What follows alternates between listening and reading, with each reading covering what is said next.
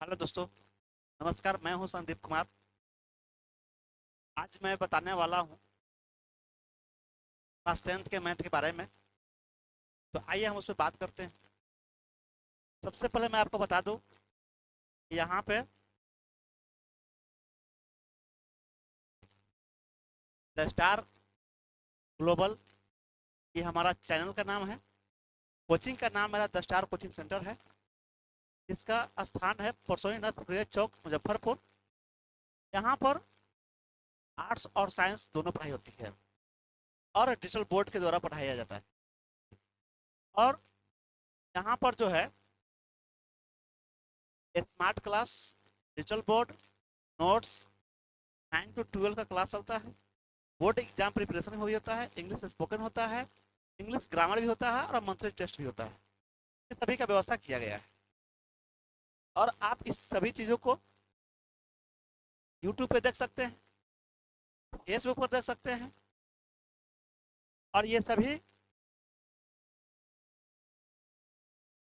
का डायरेक्टर है संदीप सर। विशेष जानकारी के लिए आप इस दोनों नंबर पर कॉल कर सकते हैं। आगे हम लोग बात करते हैं।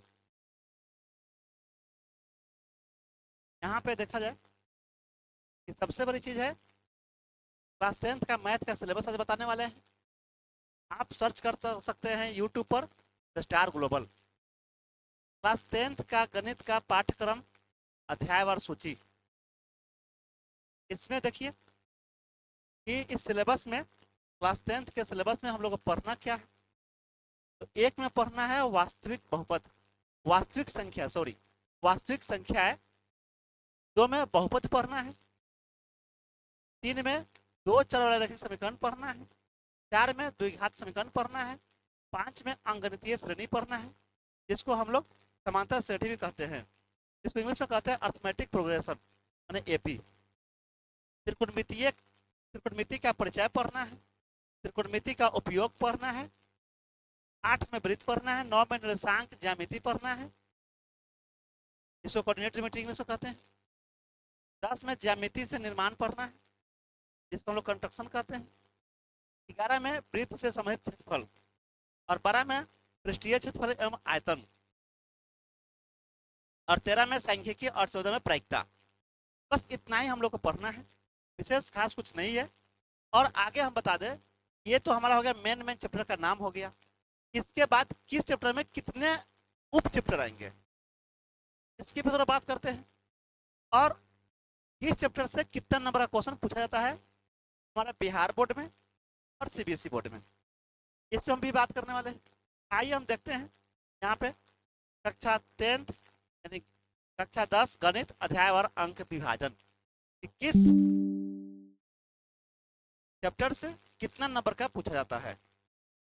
तो यहाँ पे देखा जाए कि खंड ए में बीज गणित है, इसको अलजेब्रा कहते हैं। लगभग 20 नंबर के इससे पूछा जाता है। वो 20 नंबर आते कहाँ से है, तो वास्तविक संख्याएं यहाँ से है, इसका उप चैप्टर है। यहाँ से 6 अंक के पूछा जाता है। बहुपद से भी 6 अंक के पूछा जाता है। दो चर समीकरण से 6 अंक का पूछा जाता है और द्विघात समीकरण से 6 अंक का और अंकगणित श्रेणी से 6 अंक का, इस तरह से पूछा जाता है। इसके बाद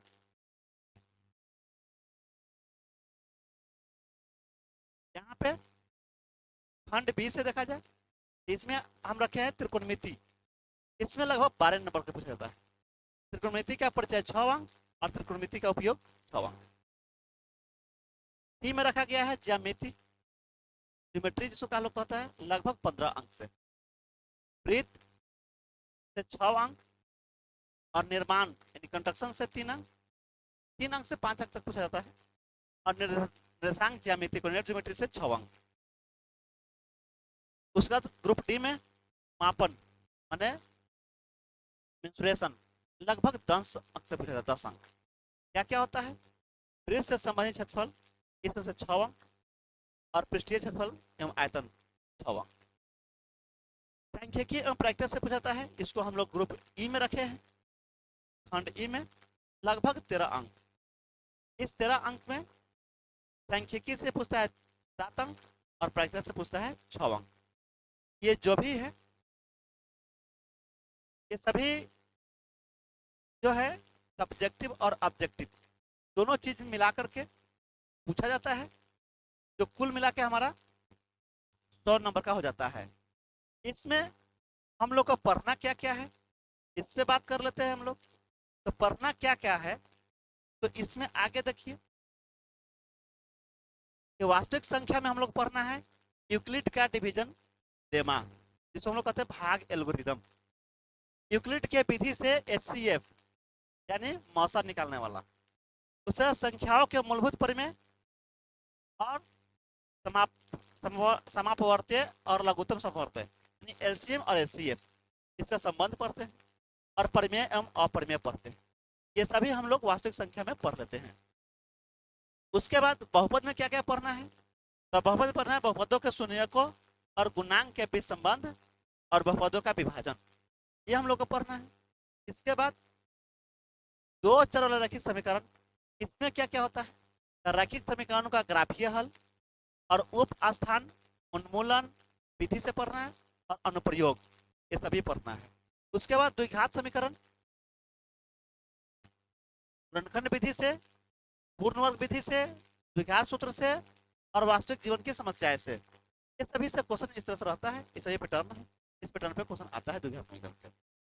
अंक गणितीय श्रेणी से यानी अर्थमेटिक प्रोग्रेशन यानी एपी यानी समांतर श्रेणी से, नवे पद से क्वेश्चन पूछाता है, प्रथम n पदों का योगफल से पूछाता है, अनुप्रयोग पर भी प्रश्न रहता है। आगे हम लोग बात करने वाले हैं कि त्रिकोणमिति का परिचय, इसमें से क्या होता है, त्रिकोणमितीय अनुपात पूछा जाता है, त्रिकोणमितीय पहचान पूछा जाता है, और त्रिकोणमितीय मान, ये सभी उप चैप्टर है। त्रिकोणमिति का उपयोग भी यहाँ पे है, इसमें ऊंचाई एवं दूरी से संबंधित है। वृत्त से होता है स्पर्श रेखा, एक बिंदु से वृत्त की दो स्पर्श रेखाओं की लंबाई, ये सभी से क्वेश्चन आता है। उसके बाद निर्देशांक ज्यामिति यानी कोऑर्डिनेट ज्योमेट्री, इसको हम लोग कहते हैं नियामक ज्यामिति। दूरी सूत्र से क्वेश्चन आता है, मध्य बिंदु सूत्र से आता है, त्रिभुज के क्षेत्रफल से आता है क्वेश्चन। ये तीन उप चैप्टर होंगे, एक चैप्टर और भी है। उसके बाद है ज्यामिति से निर्माण यानी कंस्ट्रक्शन, यहाँ से किसी रेखा को दिए गए अनुपात में विभाजन करना है, किसी वृत्त को स्पर्श करते हुए स्पर्श रेखा बनाना है। उसके बाद वृत्तों से संबंधित क्षेत्रफल,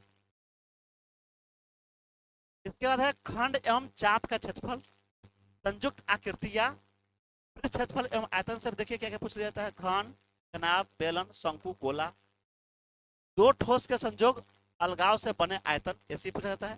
सांख्यिकी से क्या क्या होता है यहाँ पे देख लीजिए, आंकड़ों का संग्रह, प्रस्तुतिकरण, माध्य, माध्यिका, बहुलक, कहीं के इसको माध्यक भी लिखा रहता है।